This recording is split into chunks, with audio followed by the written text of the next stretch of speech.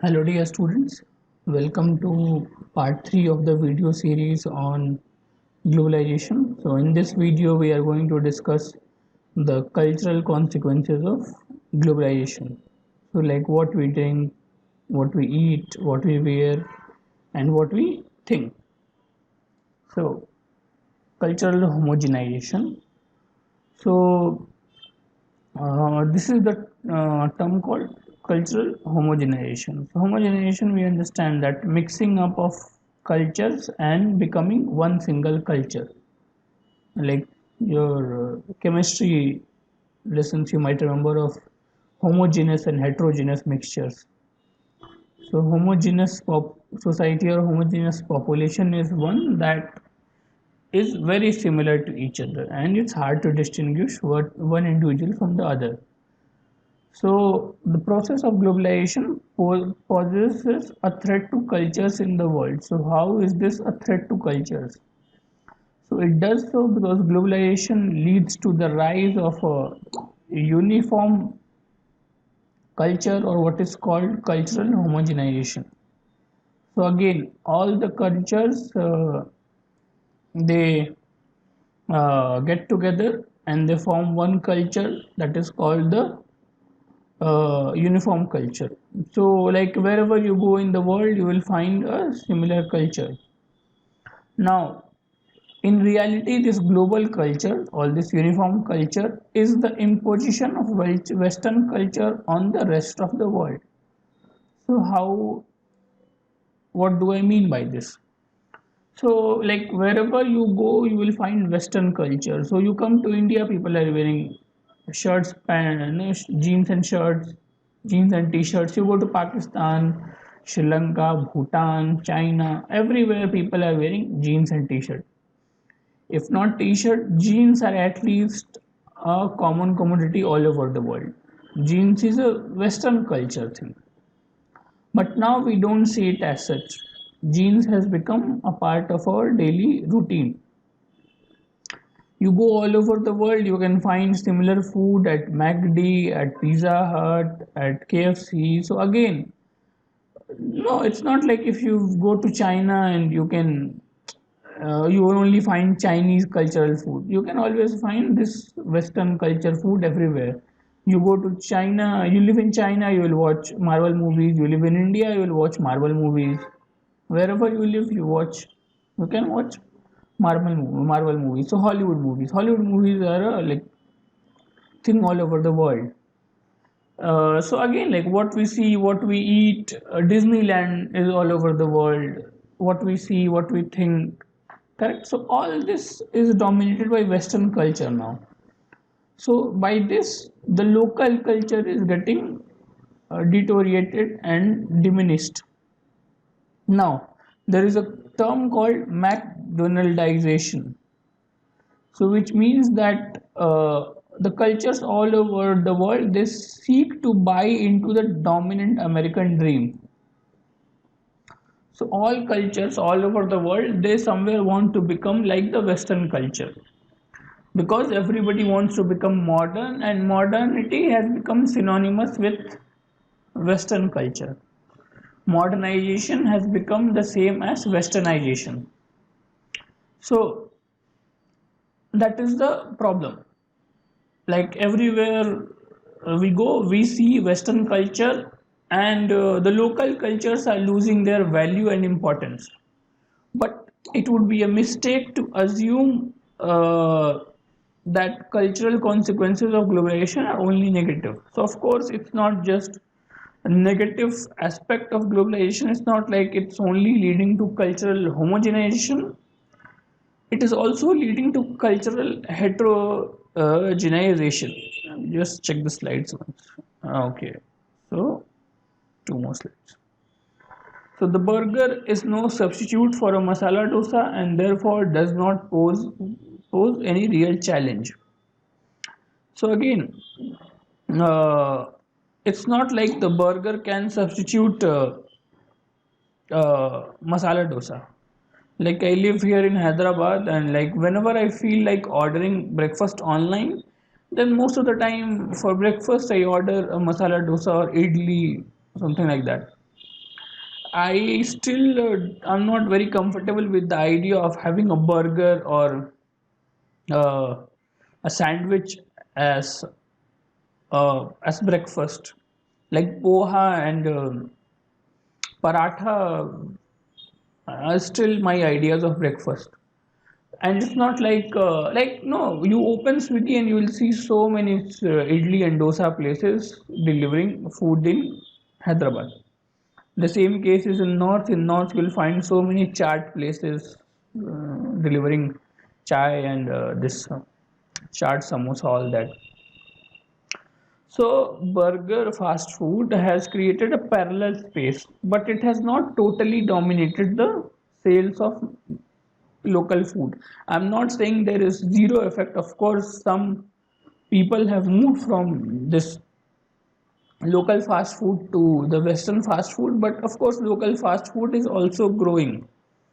And with the coming of technology like Swiggy and Zomato, it's easier. Like so many places are coming up. Also, somewhere this uh, uh, also there is this match and mix. So now you can find pizza dosa in India. You can find chocolate dosa. Not a big fan, but of course you can find Szechuan dosa. So like mixing of Italian cuisine with Indian cuisine, Chinese cuisine with Indian cuisine. You have this like Indian version of Hakka noodles and Indian version of chili chicken and all. So again, these are not purely Chinese dishes. Like we have somewhere modified the Chinese dishes for according to our own taste. So this is also leading to variation in Indian culture. Earlier we could only have simple masala dosa and a few other dosas. Now we have chocolate dosa, we have pizza dosa, Szechuan dosa. So even our culture is getting more diverse. Correct.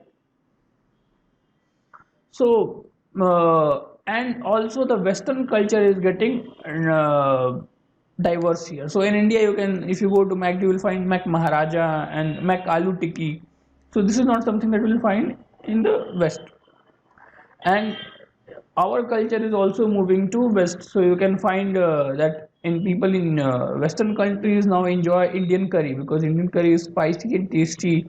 They enjoy sheikh kebab and all, which is of course Mediterranean dish, also popular in India, Mughlai. So again, that has gone to the Western culture. So that is also leading to heteronization. It's not just a one-way thing, and it's not just domination. It is mutual coexistence. Now, blue jeans, on the other hand, can go well with homespun khadi kurta. So again, in India, we have this thing called kurta and jeans. In college, of course, so people wear a lot of like at least in my college, I have seen people wearing kurta and jeans. I also prefer to wear short kurta than jeans because like somewhere it makes you feel that you are still connected to the culture. And even young Americans are now wearing this combination. So their dress taste has also changed, and ours has also changed. Correct. You have the Bandhgala suit, so again like a mixing of Western and Indian culture. Then people wear blazers, coats over Indian kurta. So again, like there is this mix and match happening.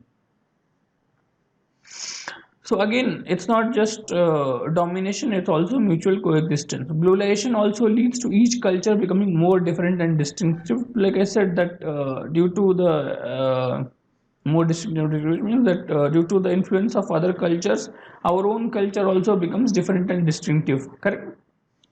Examples were this pizza dosa and Szechuan dosa. This phenomena is called cultural heterogenization. So, of course, there are two terms here: cultural homogenization and cultural heterogenization. So, of course, cultural homogenization cannot be denied. You go to any country, you will find a common culture, that is this Western culture of MacD and Hollywood movies and partying on weekends, like this idea of bars and pubs. So that has become common. But of course, also you'll find that each country is also now developing its own diverse culture in more than one ways. So India also has built the Bollywood film industry, and Bollywood movies are also popular. So again, like addition to Indian culture, K-pop is popular from Korea. So again, that is also adding to this Korean culture. Correct? So that is the cultural heterogeneization part. Now, last thing that I'm going to talk about in this video is India and globalization. So flows pertaining to the movement of capital, commodities, ideas, and people go back several centuries in India. So India has always been a popular destination for travelers.